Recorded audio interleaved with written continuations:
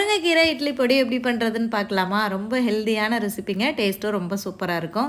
1 cup உளுந்து எடுத்திருக்கேன். அதே கப்பில் 1/2 கப் அளவுக்கு கடலைப்பருப்பு, 1/2 கப் அளவுக்கு துவரம்பருப்பு, 1/2 கப் அளவுக்கு பொட்டுக்கடலை, 1/4 கப் அளவுக்கு எள்ளு எடுத்திருக்கேன்.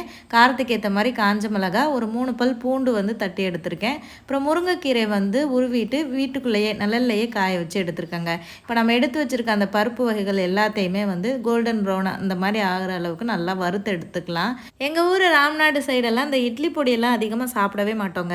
ஒரு சில யூடியூப் வீடியோஸ் பார்த்து தான் நானே ரெடி பண்ண ஆரம்பித்தேன். அப்புறம் அந்த டேஸ்ட் எனக்கு ரொம்ப பிடிச்சி போச்சு. அப்புறம் அதை கொஞ்சம் ஹெல்த்தியாக பண்ணலான்னு தான் இப்போ முருங்கைக்கீரையெல்லாம் போட்டு பண்ணிகிட்ருக்கேன். ஸோ முருங்கைக்கீரை போட்டு நம்ம பண்ணும்போது டேஸ்ட் டிஃப்ரெண்ட்டாக இருக்குமே அப்படின்லாம் நினைக்காதீங்க. ரொம்ப நல்லாயிருக்கும். எனக்கு ரொம்ப பிடிச்சிருந்தது.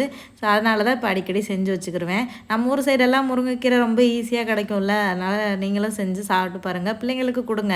முருங்கைக்கீரையெல்லாம் நல்லது தானே. இந்த மாதிரி இட்லி பொடியோடு சேர்த்து கொடுக்கும்போது தெரியாது கீரை சாப்பிட்றோன்ற அளவுக்கெல்லாம்.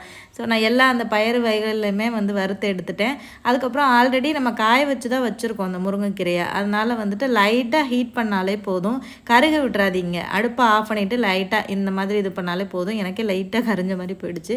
ஓகே, அதனால் ப்ராப்ளம் இல்லை. அப்புறம் அந்த மிளகாவையும் அந்த பூண்டையும் வந்து வறுத்தெடுக்கணும். கொஞ்சோண்டு நல்லெண்ணெய் ஊற்றி அதிலே போட்டு நான் வந்து வறுத்து எடுத்துக்கிட்டேன். இல்லைன்னா நெடி அடிக்குங்க.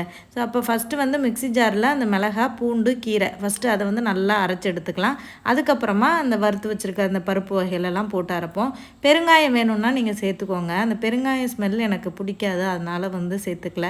இப்போ எல்லாத்தையும் நல்லா வந்து அரைச்சி எடுத்துக்க போகிறோம். அப்புறம் உப்பு போட்டுக்கோங்க. நான் ஒரு அரை கைப்பிடி அளவுக்கு வந்து உப்பு வந்து போட்டுக்கிட்டேன். கல் உப்பு போட்டுக்கிட்டேன்.